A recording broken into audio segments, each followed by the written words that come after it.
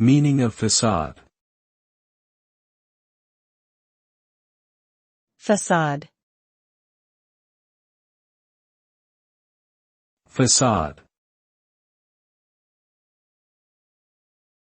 Facade. Facade. Facade refers to the front or exterior face of a building. It is often the part that is visible from the street and gives a first impression of the building's architectural style. The word facade can also be used more broadly to refer to the appearance or outward presentation of something, such as a person or organization.